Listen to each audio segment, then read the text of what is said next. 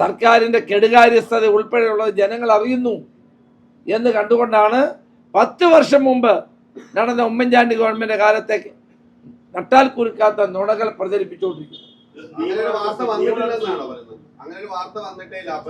ഈ നാട്ടിൽ എന്തെല്ലാം വാർത്തകൾ ഞാൻ ചോദിക്കട്ടെ, അല്ല ഞാൻ ചോദിക്കട്ടെ, ഈ ഗവൺമെന്റിനെതിരെ എത്രയോ പത്രത്തിൽ വാർത്ത വരുന്നുണ്ട്, എന്നാൽ അതുകൂടെ കൊടുക്കട്ടെ. കഴിഞ്ഞ 1 പിണറായി ഗവൺമെന്റിനെതിരെ എന്തെല്ലാം വാർത്ത വന്നു, സ്വർണ്ണക്കള്ളക്കടത്ത് ഉൾപ്പെടെ ഫ്രണ്ട് പേജിൽ വാർത്ത വന്നല്ലോ, അതെന്താ കൊടുക്കാത്തത്? അതുകൂടെ കൊടുക്കട്ടെ. അപ്പൊ ഉമ്മൻചാണ്ടി ഗവൺമെന്റ് കാലത്തെ മാത്രം എടുത്തു കൊടുക്കുന്നതിന്റെ ഉദ്ദേശം എന്താണ്? ഇങ്ങനെയാണെങ്കിൽ ചെയ്യേണ്ട 1 പിണറായി സർക്കാരിന്റെ കാലത്തെ സ്വർണ്ണക്കള്ളക്കടത്ത് ഉൾപ്പെടെയുള്ള സ്വർണ്ണക്കൊള്ള ഉൾപ്പെടെയുള്ള കാര്യങ്ങൾ കൊടുക്കട്ടെ.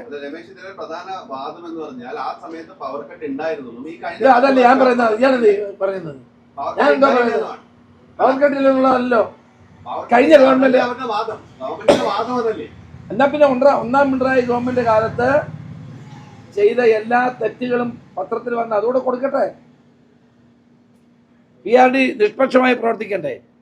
എല്ലാവർക്കും ഉള്ളതല്ലേ, എല്ലാവരുടെയും പണമല്ലേ പോകുന്നത്, നമ്മുടെ എല്ലാവരുടെയും നികുതി പണമല്ലേ PRDയുടെ പണം. അതാണ് പിണറായി വിജയൻ്റെ വീട്ടിൽ നിന്നുകൊണ്ടിരുന്ന പണമാണ്. ഒരു മര്യാദ വേണം ഇത് കാണിക്കുന്നതിന്.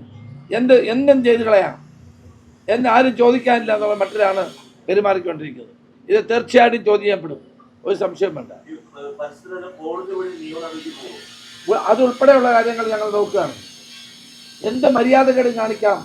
PRD ഡയറക്ടർ വിനീത വിധേയനായിക്കൊണ്ട് JK സെന്ററിൽ നൽകുകയാണ് ചെയ്യുന്നത്. അല്ല, IAS ഉദ്യോഗസ്ഥനല്ലേ, ഒരു മര്യാദ കാണിക്കണ്ടേ?